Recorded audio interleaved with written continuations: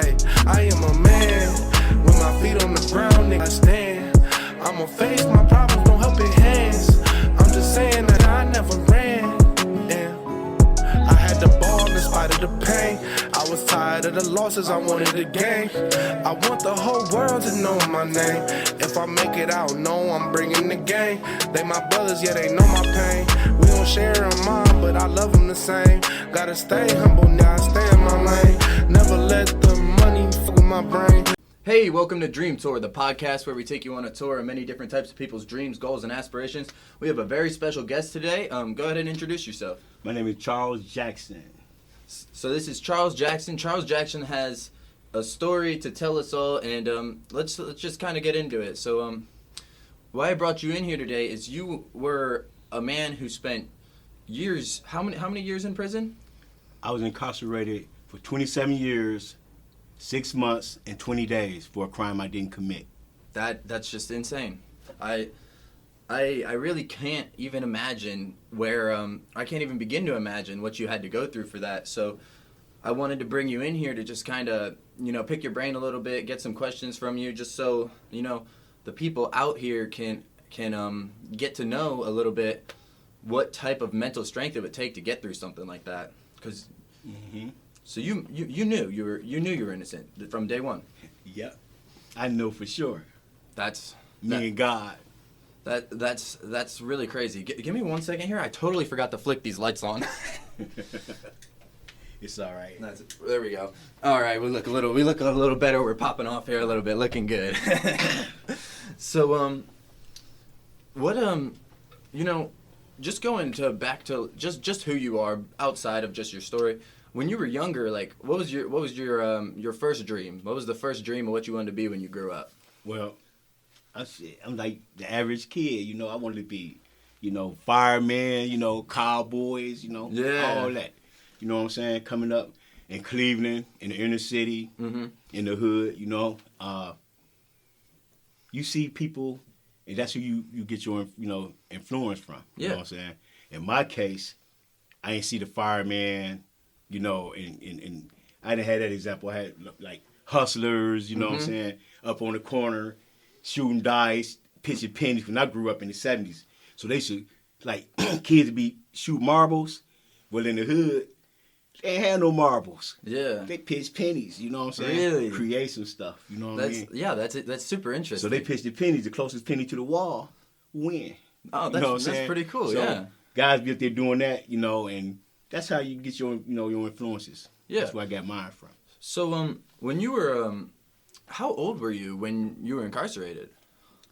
I went to jail when I was 27 years old. And so for 27 years after that, I can't do that math right off the top of my head. How many years? How old were you when you got out then? When I came home, I was 57 years old. Wow. So. No, 54. I'm sorry. 54 years old? Yeah, I was 54. Wow. So that's 27 years. That's a long time to be doing anything, really. Right. So that's a lifetime. It was a lifetime. What did you do in there to keep your head on straight? Well, I try to just live my life like as normal as possible, in a condition like that, a human condition in time, one would adapt to its surroundings, you know what I'm saying? So that's basically what it was, Just adapted to your surroundings, did what you had to do to get by? Yeah, Then, like, when I first got there, you see a lot of people that you know from the neighborhood, and you see a lot of some family members, and you know what I'm saying? So you already got like a circle of people that, you know what I'm saying, that you're going to fall in, you know what I mean? So. And you probably met some new people, and right, I did. I met a few new people, you know what I'm saying? Yeah. And you just, everybody's there, and it's just like another city, you're just locked up, you know what I mean? Yeah. And it's jail. Yeah, a lot of people don't even know. Like a lot of people who've never been to jail don't even know anything about what it's like in there. They don't know what's going on in there. It's actually just because of my personal life experience. I know stories from my uncles and from other people that I know that about that, and like in my time in school, like they asked us to like write papers about what like certain things that meant a lot to you, and one of the things that I wrote about was just the prison system in America, and I wrote a paper about how the prison system isn't reformative. It's I believe that it was the opposite. I believe that they can take a good person, put them in there, and really like mess their life up even worse. Especially like the younger you are, you know what I'm saying. I believe that's if you have to grow up in that surroundings, then you probably be one tough guy. You know what I'm saying? Yeah. When you come home, you know. It's crazy to think that these guys who were selling a bag of weed weren't hurting anybody. They were selling a bag of weed, and they go in there and they come out a completely different person than they went in. Exactly. Well, a lot of times when you get caught for, let's say, a bag of weed, they probably say you were trying to sell it, traffic it, and make it way more than what it was. You know what I'm saying? And just to get you to cop out, because the average guy gonna say, why risk, you know, all this time, you know? And you did have a bag of weed, so you just try to, you know, get the best deal you could get, I guess. Yeah, that's really crazy. Yeah. So, spending all that time in there, you obviously had to spend a lot of time doing what we talk about on this podcast, dreaming about the day that you didn't have to be in that anymore. So, what did you dream about? What did you like think about? Like, what did you picture for getting out? You know? Well, you never stop dreaming. You know, I always thought about coming home. I thought about before you think about everything. Yeah. I mean, you gone so long, you could think about every single thing over and over again. You know what I'm saying? Yeah, of course. And I thought about, you know, what happened, how I got here. You know what I'm saying? I was trying to, you know, make some sense out of it in my mind, or how I'm here, or why I'm here. You know what I'm saying? So you be thinking about all kind of things. You know what I'm saying?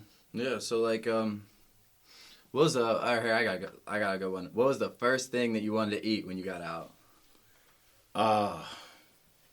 You know, when that's how I found out I was getting out. My lawyer came to see me, and she asked me, what you want to eat?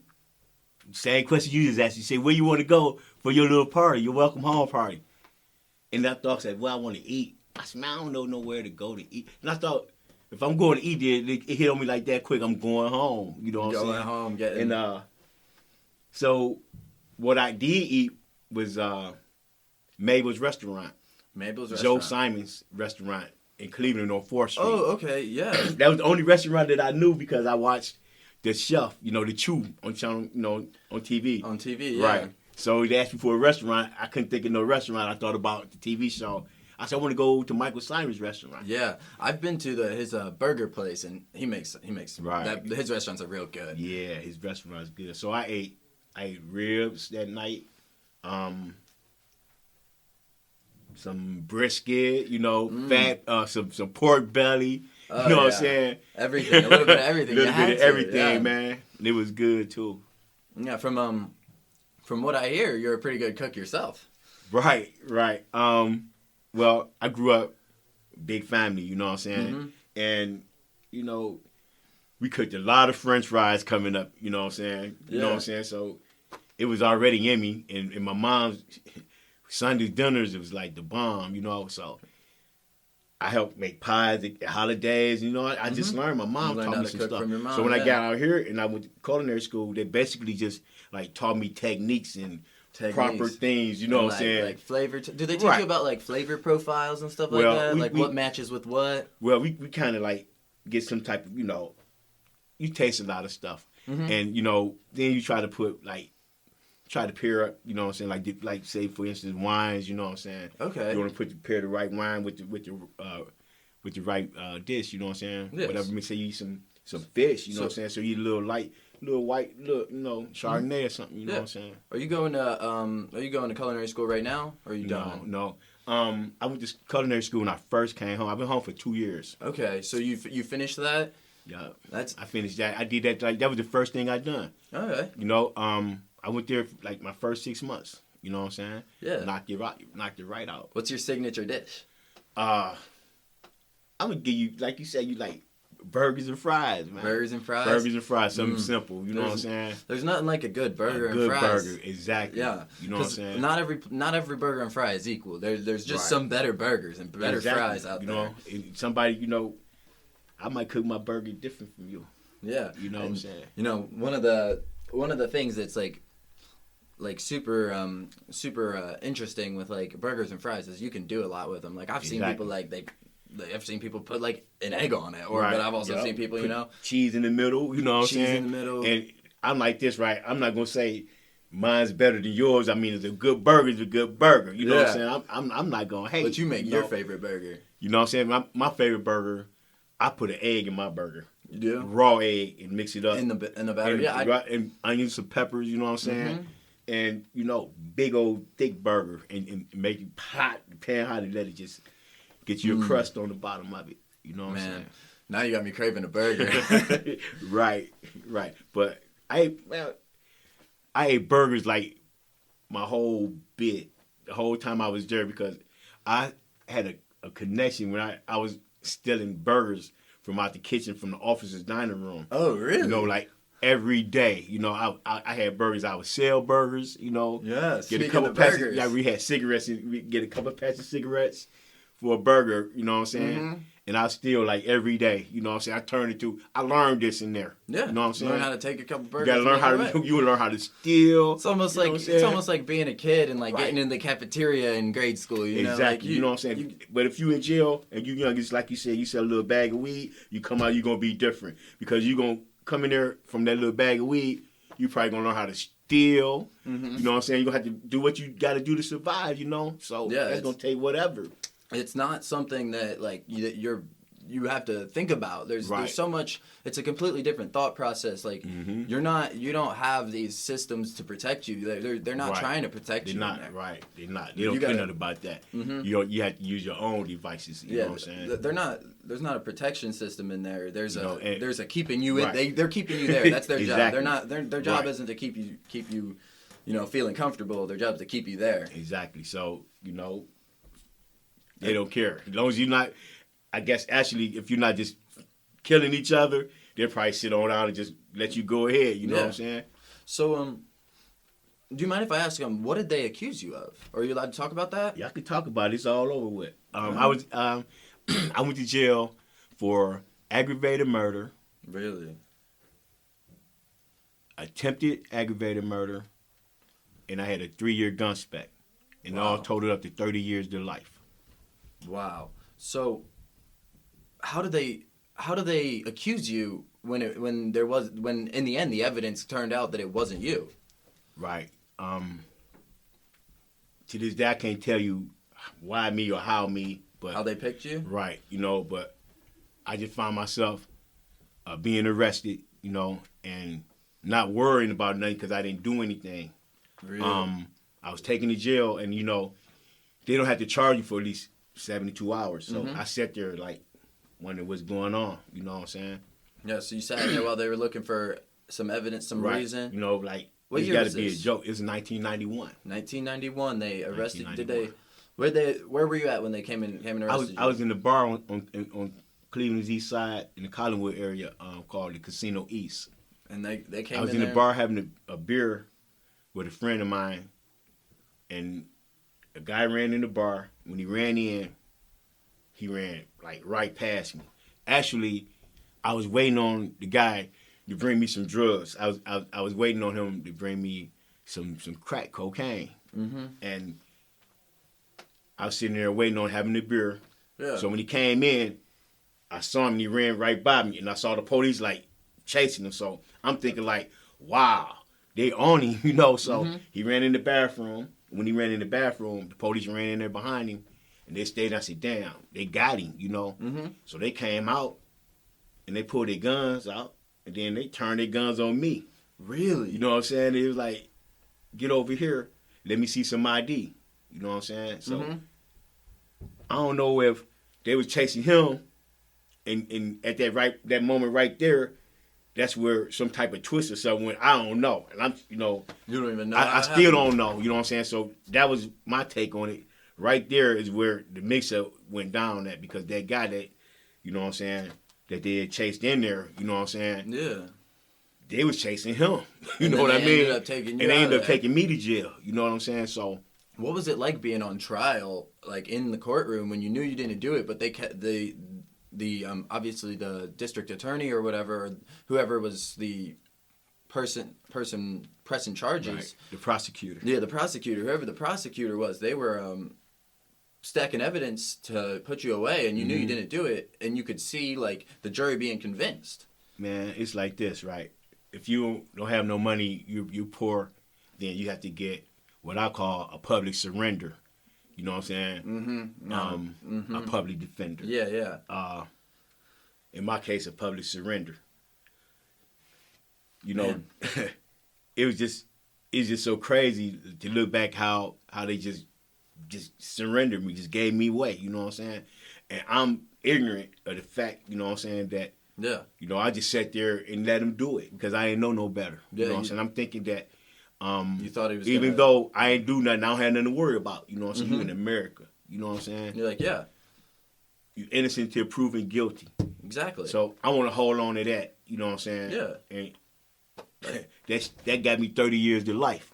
That's You know what I'm saying? That's Holding insane. on to that. And sitting through a trial where my public surrenders told me, like, don't show no expression because, you know, if you show expression, then the jury will look at you a certain type of way and they might think that, you know, you might be looking menacing or whatever or happy or whatever, but, you know, they might take it a certain type of way. So just try not to have no expression, you know, and I all feel this like and you that. should have been like Doing giving, all of this, giving- right. I feel like you should have been giving him the face like, You know what I'm What? saying? What? Exactly. You know what I'm saying? So I sat there, rock like stone faced through all of it. You know what I'm saying? Mm-hmm. And I mean, it was just ridiculous, man. It's just like how, you know, how they gave me away, man. That's crazy. That it really is crazy.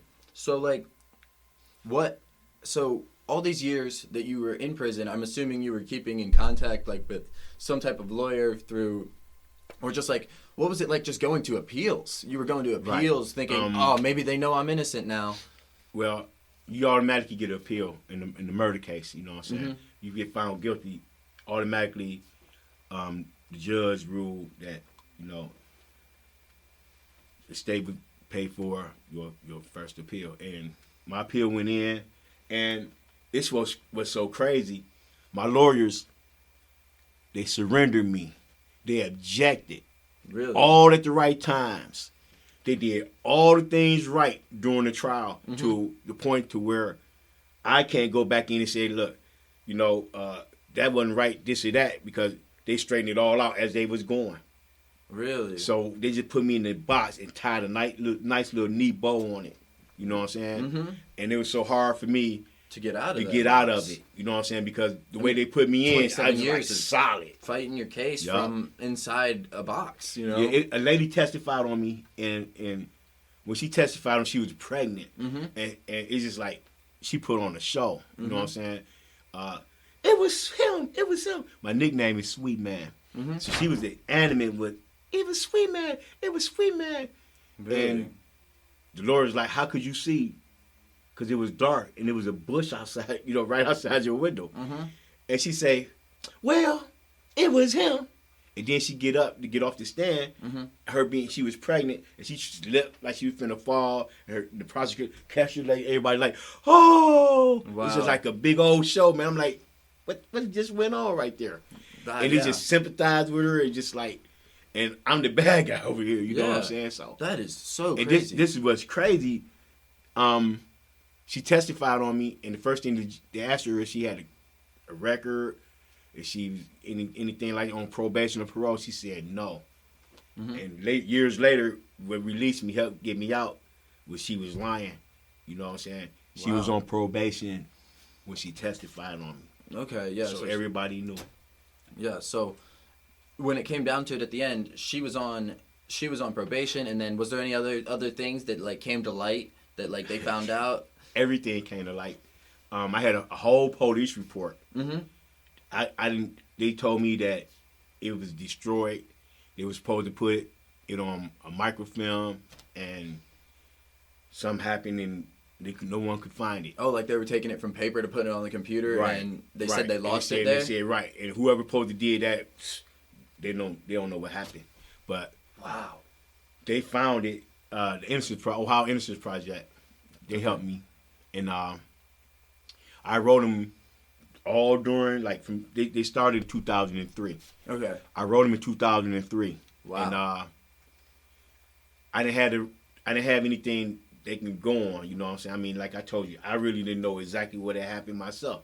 Yeah. And it was like hard for me to, you know, from being in prison, you know what I'm saying? And I just know I ain't do it, you know, so. Yeah, you can't go back and be like, there's no way I wasn't, right. Yeah, you can't. So what had happened, they told me that they didn't have the manpower, so they had to just stop working on my case. And if something come up, like later down the line, then write them again, and they'll pick up where, you know. They left off, wherever, yeah. Right, wherever I can get in at. Mm-hmm. And that's what happened, you know. I wrote them back, and they had found my police records. Wow. Right, they put a request in for public information, and they waited for like 15, 16 months, and somebody sent them my police records after all that time. Wow, and the police records Didn't suppose they exist. Wow. So with the police records and the person who testified against you being proved that they weren't telling the truth. She testified on me that I did it, right? Mm-hmm. And I had no police records, so I couldn't. My lawyers couldn't ask no questions about anything. We found the police records, and in the police record, it was like 3 interviews that she had made with different police officers.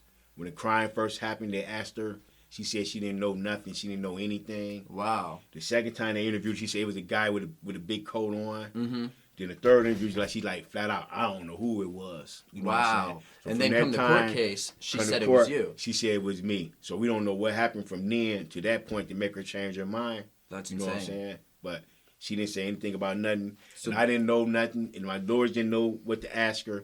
But when we found out, what it sounds like to me is they just needed an out. They needed someone to blame, and that you got wrong place, wrong time, wrong knew the wrong person.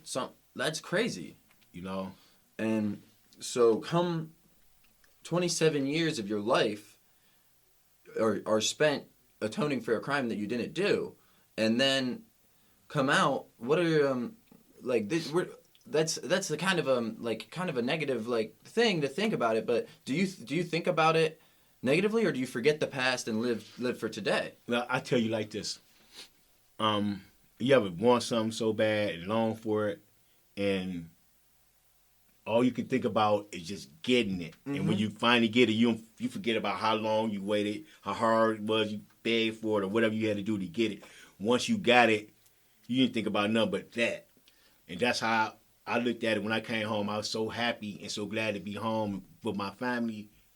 I ain't even had time to think about nothing else, man. That's a problem with a lot of just the people in the world today. Is like they haven't experienced anything that intense. So they're so focused on little things that went wrong in their life that right. they can't enjoy their family today. They can't enjoy their life today, and it's just sad to me. That's one of the reasons that I wanted to bring you on here. Is I hadn't met you yet. I just knew about you through my uncles that like you could teach a lesson to a lot of people that you don't know what's gonna happen tomorrow. Right. You don't know, and what happened yesterday doesn't matter. Appreciate what you have right now. Mm-hmm. So I just think that your story is just a really it's a crazy story. It's amazing that you're out here today with me, talking to me. You're out here with your family. You're out here having good laughs, good food, and just living life. And it just makes me happy, and I really hope that people too. I'm happy that we can get your story out here, and people can learn can learn how to dream from your story, and you can really impact some other people's lives. That's cool. That's all good.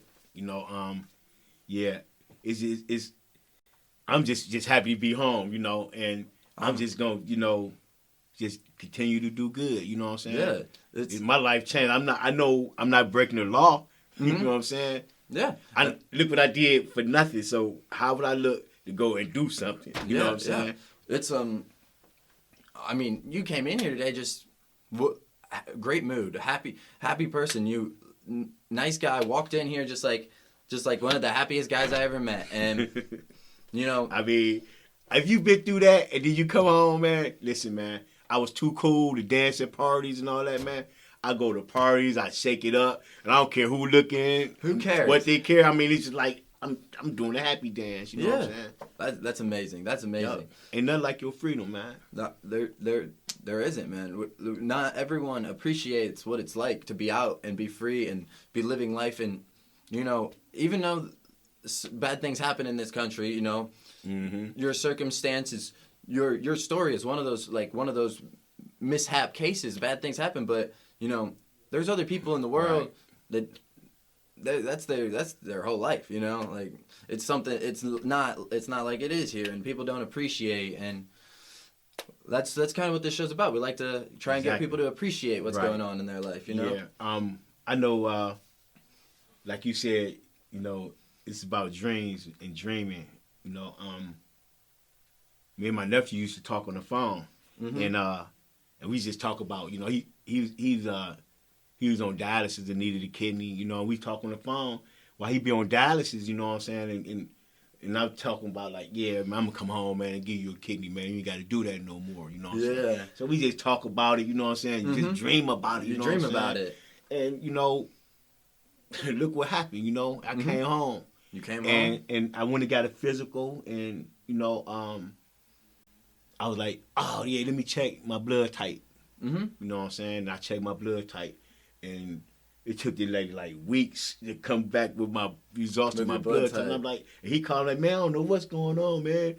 I said, I went pressed her, and she said, well, finally, I was O positive. You know what I'm saying? It's like universal. Wow. You know what I'm saying? And my nephew, I told him, man, he's like happy, man. You know. Wow. And I signed up and registered. You know what I'm saying? As a donor, and went. Did all the little tests and everything I had to do. Yeah. You know what I'm saying? We did the transplant in February. It'll be a year, February the 7th. So you came out and you gave your kidney to your nephew? Yeah, and it's ironic because they said I killed someone, and I ain't no killer. In fact, I saved somebody, you know, so. That's amazing. So that's an amazing story. You know wow. That's insane. So, man, you really, and it just so happened that, like, you were O positive, you could give your kidney, you dreamt about it, you talked about it, and it happened. Exactly, and it happened. That's amazing. There's just nothing better than hearing a story like that.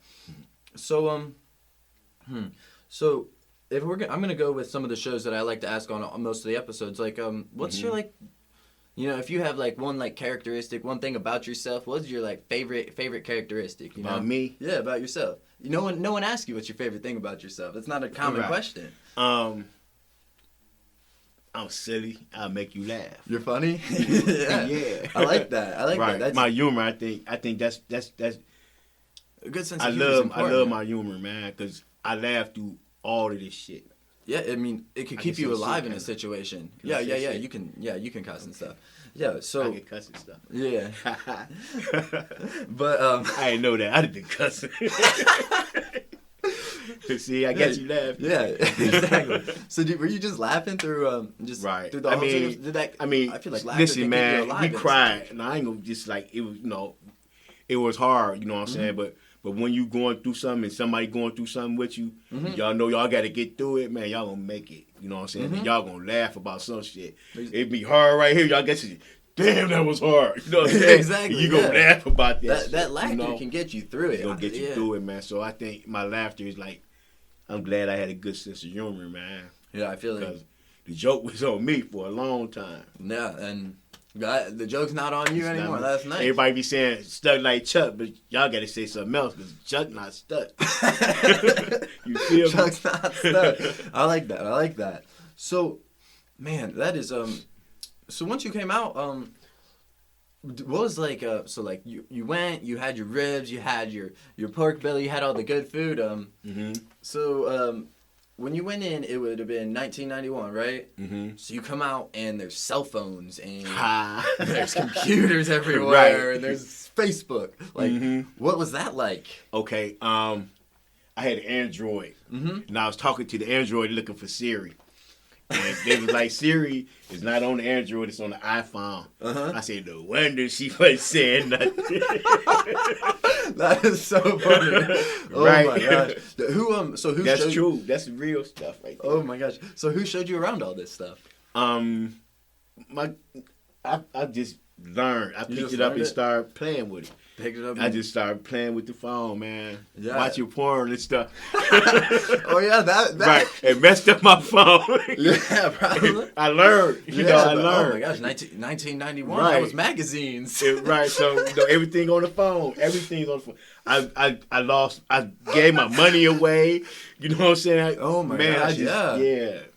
So, but I got it now. So are you still dealing with like court and stuff, like with different types of like them making up for I'm still dealing with court. Trying to get compensated now. Yeah. So you're still trying. I'm trying to get compensated. I mean, like you can't really make much money in. Right. So like, that's years of working time, you know. Right. I feel like this. Like, I was locked up for something I ain't do, and I was locked up with the COs. I'm cool with some COs to this day. Really? They started when I started. So in my mind, I feel like I worked just like y'all worked. Yeah. You know what I'm saying? Yeah. So most of them guys retiring. So I consider myself retired. Yeah. You know what I'm saying? I feel like I feel like that's only right that you should be able to retire at this point. And I got like almost 30 years in. You know, like a regular job. You know what I'm saying? Yeah.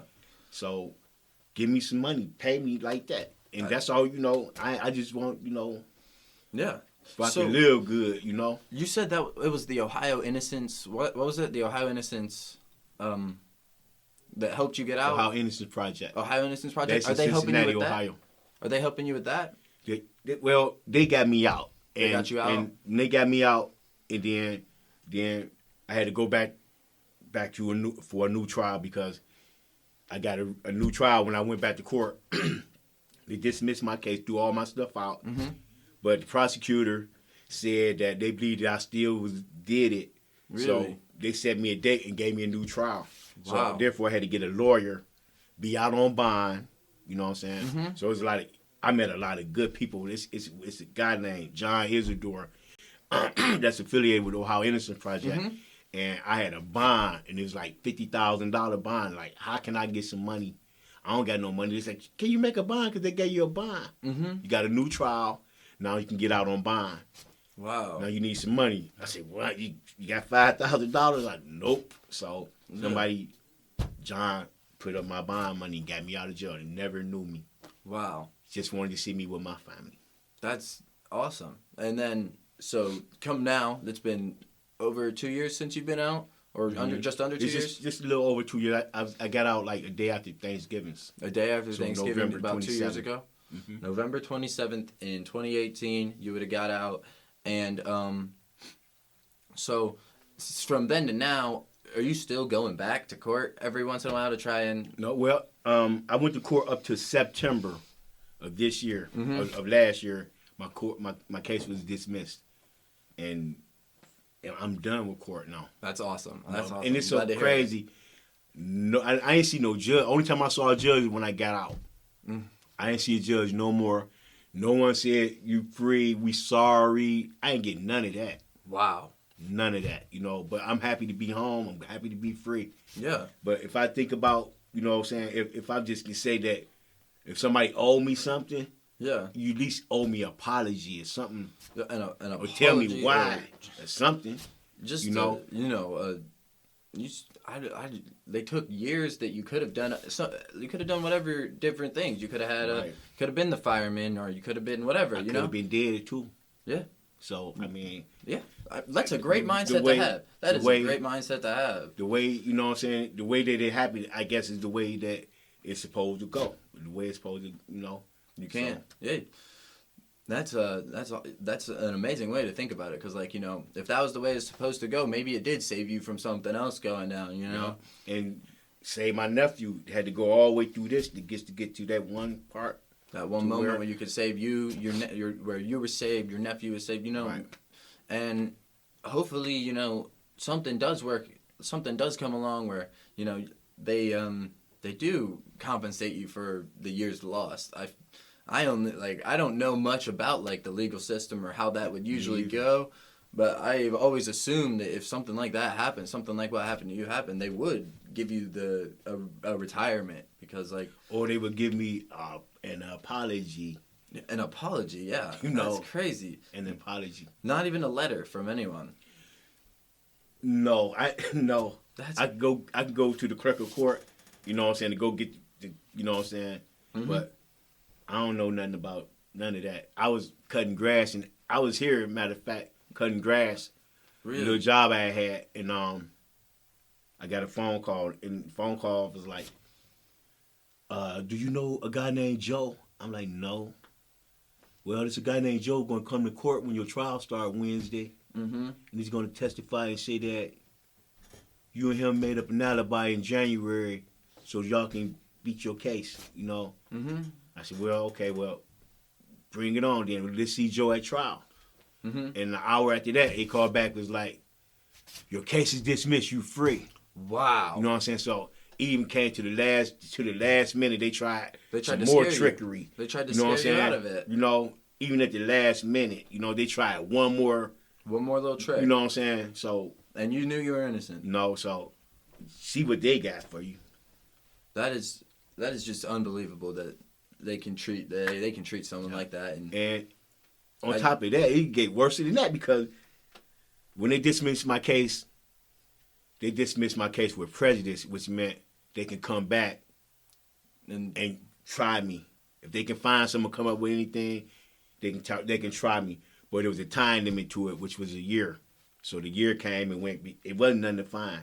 So the year went by. It just seemed like another year that they just took out my life. You know what I'm saying? Even out here, in the back of my mind, I thought they're gonna try and they might come and railroad me again. But all my lawyers, they're taking care of you. Yes, you know. That's good. I'm just glad that we could bring you on here today and, you know, talk, get to hear your story, get to know you a little bit. Kimberly Carell. Kimberly Carell? Yes. I'm glad that we could get you on here, get to know you. Like, hopefully someone out here, you know, checks out this story and, you know, not only just inspires someone, but, you know, maybe the person who needs to hear this will hear this and it'll make something happen, you know, something happen. Right. And there's a lot more brothers still, you know, locked up. You know what I'm saying? And just don't quit, you know what I'm saying? Mm-hmm. Don't stop. I mean, if you free, don't stop dreaming about your freedom. Mm-hmm. One day, you know what I'm saying? You can't give up on your dream, you know? Right. Nothing gonna happen. Every day you had to, every day you had to wake up and be like, one day I'm getting out of here. Because what happens when you don't think that? You lay up at night and you dream about all the things you can do to get out. Mm-hmm. And I thought I had like 12 different ways I could get out, you know what I'm saying? Mm-hmm. And I talked to my niece, Latricia Wilson, and I talked to her, and I was like, you know what? I know how you can help me get out. And she like, how? And I told her, I said, my lawyers told me that, like, if I come up with something, then write them back, and they going to get me out. Yeah. She was telling me she wanted to be a private investigator. Oh. So I'm like, you should let me be your first case. Your first case, you know what I'm saying? And I told her, like, you know, it's some girls that witnesses in my case that, you know, nobody even talked to them. And we lined it up and she went and talked to them. And I called her back a week later and she was crying because she had spoke with them girls and they told her that it wasn't me. Wow. And she was like, Uncle, I knew it wasn't you. Now I have proof. Right. She's like, you know, I said, now this is what you do.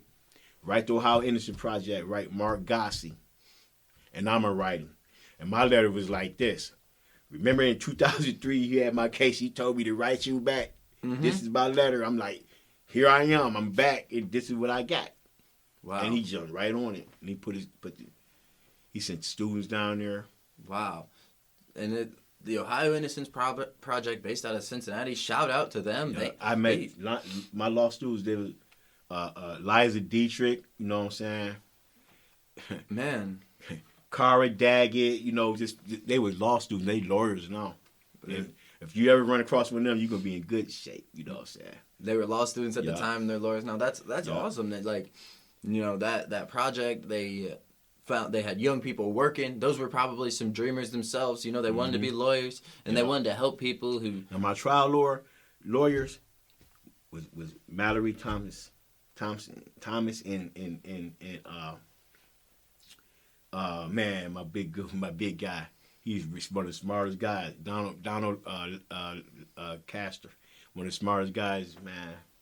This guy, man, he had write laws, man. You know, so he try to put stuff in effect to where you have to, you know, your interrogations. They want to put a video camera in there and make sure you record all interrogations, all this. He helped put a lot of those laws into place. Because I mean, if there's no video camera in the interrogation, like that's kind of crazy. You know, see, I mean, it get people all Do you know when ways, that law man. would have been put into, like, when they started doing that? Well, I don't know. I know just like recently, the last 3-4 years since I met my lawyers, because he was one of the guys who helped orchestrate some of these laws. Yeah. I've been knowing about it since then. You know, you be ignorant to the law until the law hits you. If the law out on you, then you be trying to worry about what your rights is and what they can do to you. You think they've had cameras such a long time. Why haven't they been doing that the whole time? You know what I'm saying? That's crazy. crazy. You get a police officer that turns his camera off. If you're supposed to have a camera on, what you turn the camera off for? You must don't want somebody to see something. Yeah. You know what I'm saying? So it's just like people, man. It's people. You got good people. You got not so good people. Yeah, there's one of the things that's just like, you know, I think I'm a positive guy. I think, you know, you get 100 people in a room.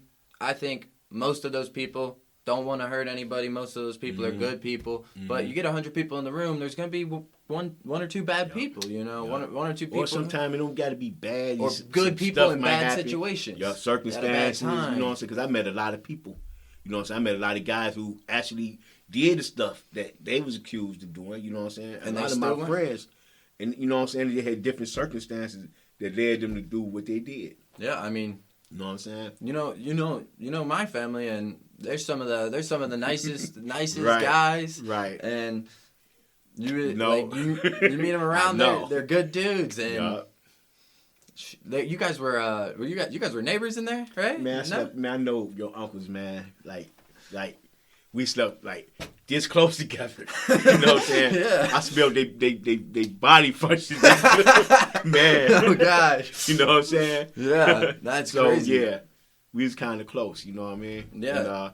And like you were saying, you know, they some nice guys. You know what I'm saying? But sometimes, you know, people whatever people are in situation, bad situations. you know what I'm saying? No, so yeah, we only human, man. Not everyone has the the way I grew up. I've known my uncles. You know, I've always known that they're good dads. They're good dudes. They're there when you call them. Yep. You know, they're they family, man. They're great family. You know, they're great guys. And you know, if you were not raised in that situation, you'd think, oh, they have a felony, bad person. Right. You can't judge someone like that. You can't. You know what I'm saying? Tattoos, all that stuff, man. All that stuff. You can't read no person like that, man. Yeah, you're gonna be wrong every time. You got to sit down and talk to them. Yeah. It's the only way to know about a person. Exactly. And people wanna put an opinion on someone before they. Then you'd be surprised because everybody got a story, man. Everybody has a story.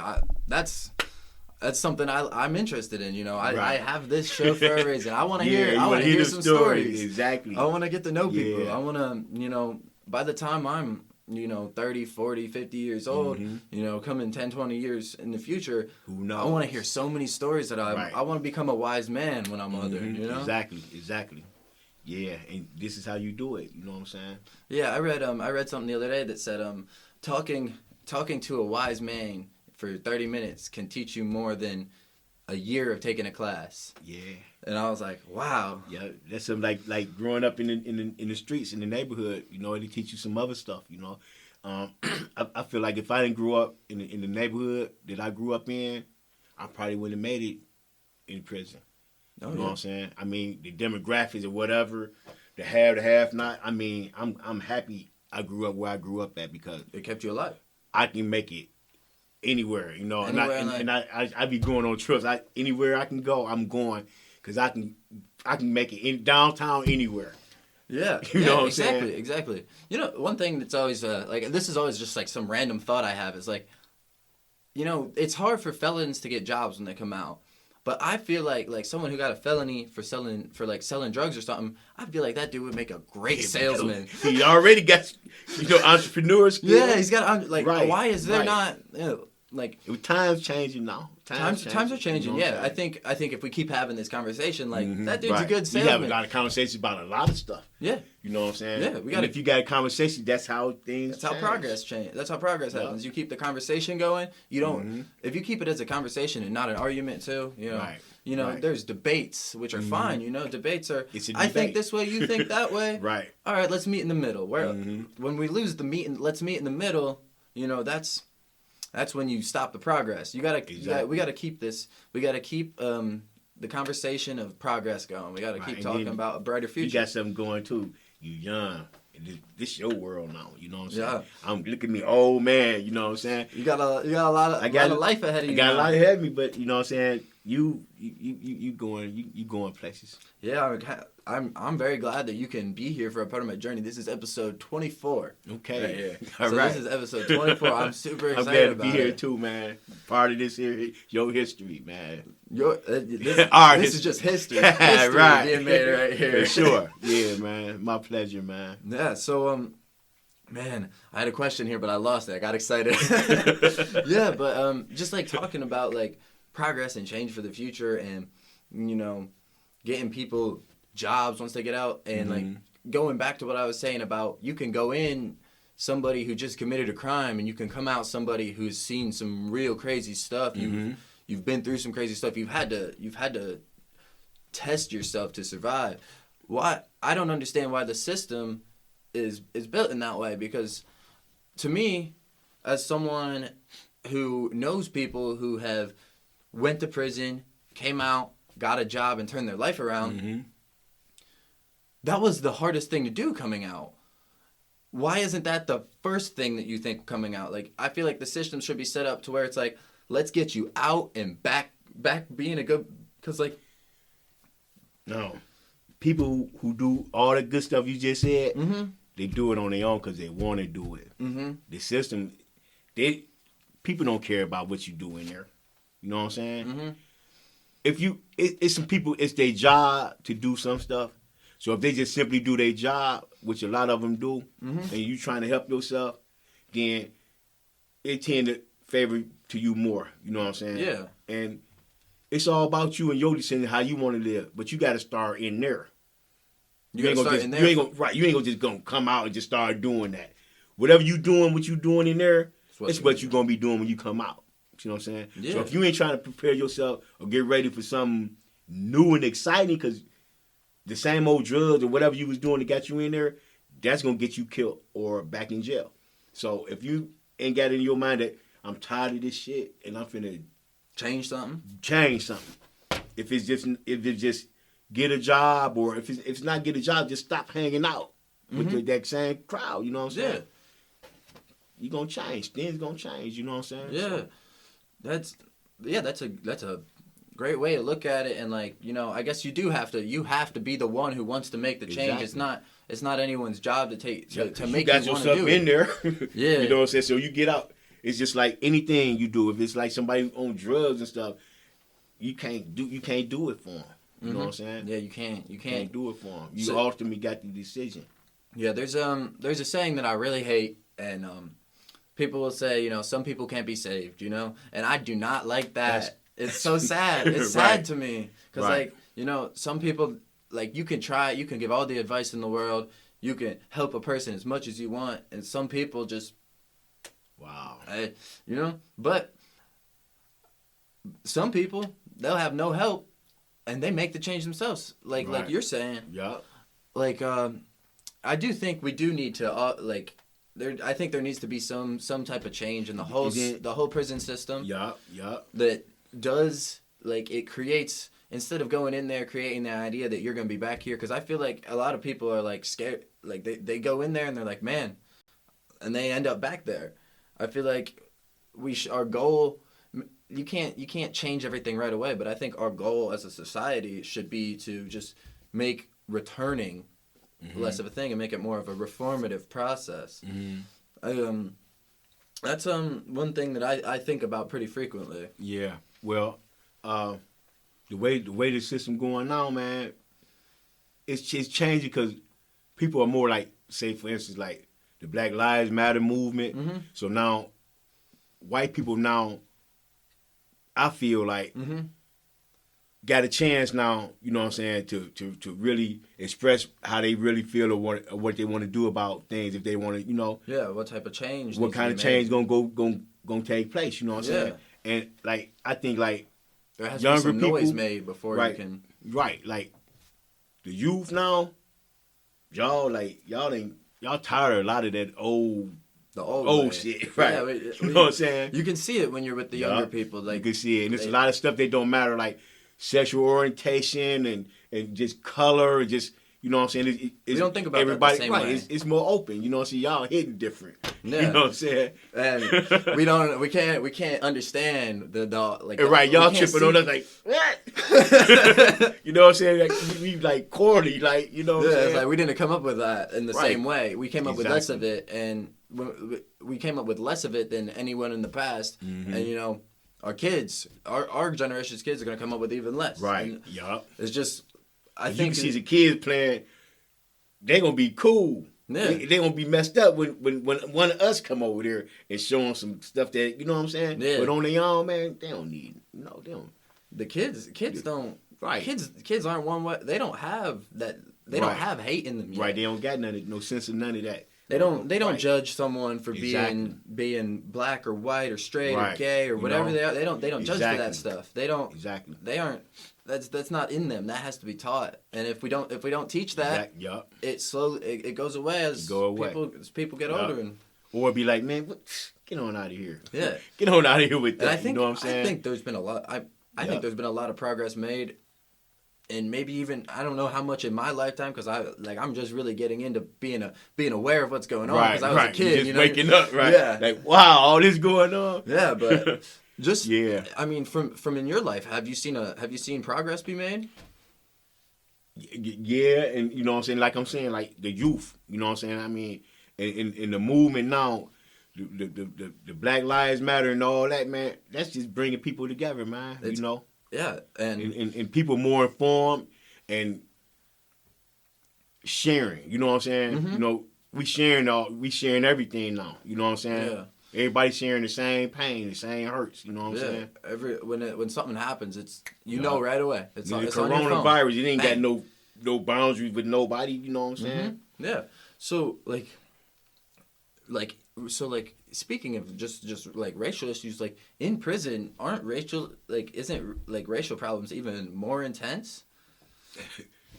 Well, I would say, or is it different than when you first different. went in? It's different because, you know what I'm saying, if you cool, you cool. Okay. It's just that simple. In movies, they don't make it that way. Right. You know? No. You see, all that stuff just when somebody just sit there and plan something, they don't go like the real life. You know what I'm saying? Okay. You know, because you gonna get along. You gonna love who love you. You know what I'm saying? Yeah. Okay. And that's what you gonna tend to. You gonna fall in Yeah. with who love you, and it could be Get in where somebody you fit from in. a different neighborhood. It could be somebody from a different city. Oh man. Yeah. But it's still a lot of crap with street gangs and all that. But you know, I mean, it's gonna always be did that. Did it change in the 27 years you were in there? Did you see change happen? It changed. It changed for the worse because I feel like they sabotaged it. Really? They sabotaged. It's like politics. They made chaos. When they made the chaos, then they threw all the stuff that they wanted to do and throw in there. Mm-hmm. They threw it in there, and it didn't have to be true. They can say their life is in danger every time you come in there, but you just made this chaotic. You just put your life in danger because the average person in there is just doing what they got to do. It's a normal routine. Everybody do the same thing every day. Yeah, that's. You would hope that progress would be made and it would move forward, but that's no. You got powers that be. You know what I'm saying? Mm-hmm. The powers that be want chaos. Yeah, and I think we have the power to stop chaos by sitting back instead of falling for the chaos and being like, wait, is it really chaotic like that, or do we have time to talk about it? Well, like you said, the conversation going, keep the conversation going. The going. progress will come along with it, because you know, if I'm over here and my passion in life is to make sure that people's dreams are heard and that people are getting their dreams out there. Right.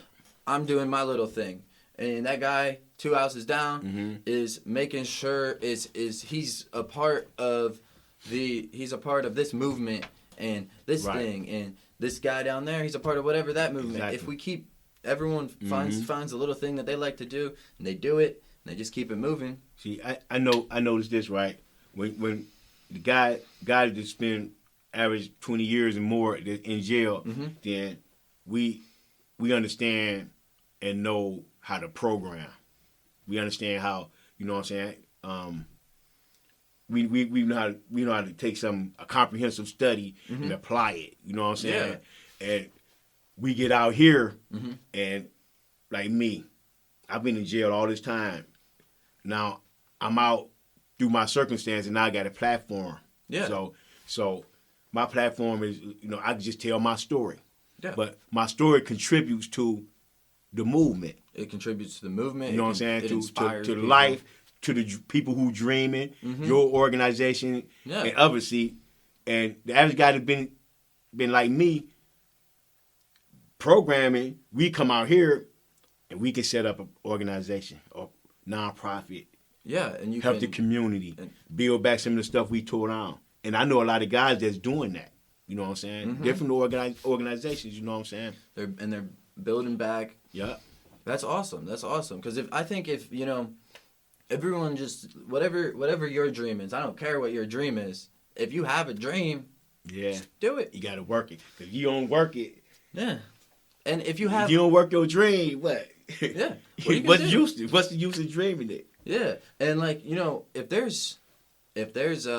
you have 10 dreams, if you have 20 dreams, just start with one. Start working on one and build on it. Right. Build on it, because you can't do right. You can't drive 2 cars at one time. You can't drive 2 exactly. You can't drive 2 cars at one time. I like that. I've never heard that one before, but oh my gosh, can't drive 2 cars at one time. Focus on. You got 4 cars. You can't drive it one at a time, man. That's you know what I'm saying. Yeah, that's a good statement here. I like that. So that's just really just gets into the message that I want to get out here is, you know, freaking pick a car and drive it, I guess, you know? Right. That's cool, man. Pick a car and drive it, and you know, when you're done with that car, go ahead, get yourself a new car. You know what I'm saying? Upgrade. Get better and better. Yeah. Unless you knew you were in a Ferrari. Then get you a Ferrari. You know what I'm saying? So I guess that's your big dream, you know? Yeah. Just take your steps. And I think this story that you've told us today and just getting to know you has been like, this has been a really great podcast episode. I really can't wait to get this out here for everyone to see. I got 2 more questions for you. I got one question that I like to ask everyone just because I think it's fun. If you could have a superpower, what would it be? Oh, I already got one. You got a superpower? No. What's that? Just my laughter, man. Your laughter. I heal people. You know what I'm saying? That's awesome. My humor, man. That's my superpower. I'm going to make you laugh. You start laughing, I'm going to creep on by. You know? Yeah, that's a good one. That's good. Yeah. All right. And then, so I ask this at the end of every episode. I like to ask, what's your dream? What's my dream? My dream now is for my kids now. For, you know what I'm saying? My dream for somebody else now.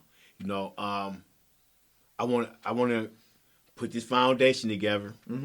I want a nonprofit to where I can buy houses and put women in houses like who any other way won't have, like, say someone like a lady on Section 8 or something.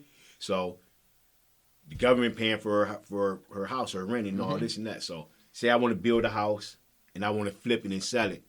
So I buy the house and I put it back together. I'll sell it to her, and the money that the Section 8 pay for the rent will go towards her owning the house or something like that. You know, that's super interesting. The government, I mean, government's paying the paycheck to someone. You know, right? So the house, it can be like rent to own. You know what I'm saying? Just put some women in houses. Yeah, that's a good idea. hopefully, just get some money, just getting your message out there, getting your stories out there. You'll meet some people and be able to put that together. Put some houses together and put some people in some houses. That'd be awesome. Women and some kids. Make a difference for some moms and children out there. And then, because when them little kids grow up, they gonna know how life was hard and how, you know what I'm saying? They gonna do something same, be great. Yeah. All right. So before we end up the podcast here, just go ahead and say like if you got like a website, a Facebook, an Instagram, or anything where you want people to look you up at, just go ahead and like just say where you want people to check you out at. Oh wow. Or anything you want to shout out, anything. I do got an Instagram. Is Shut 'em Down 347. Shut 'em down 347. Shut 'em down 347. Right. If you want some people I'll to look be you up there. I'll be everywhere. Everywhere something going on, I'm gonna try to be there. All right. So Charles Jackson, if you want to Google him, if you want to learn more, So are there any other interviews or you talking anywhere else out here, or is this one of the... Well, I got a couple interviews on YouTube. On YouTube? You know what I'm saying? Yeah, this one will be up on YouTube. Exonerate Charles Jackson. Okay. Exonerate Charles Jackson. Yeah. All right. So we'll if you want to learn more, after you watch this, and just thank you guys for coming to check this episode out. Thank you for coming on today. You're welcome. And just to everyone out there, I hope this episode just taught you to appreciate the now, appreciate what you got for you, and if you have your dream, just remember, just do one little thing for it every day. Keep working towards it, and it's gonna happen. Just keep believing, and like and subscribe. I always forget to say that. Follow, like, subscribe, comment, send to your friends. Thanks, guys.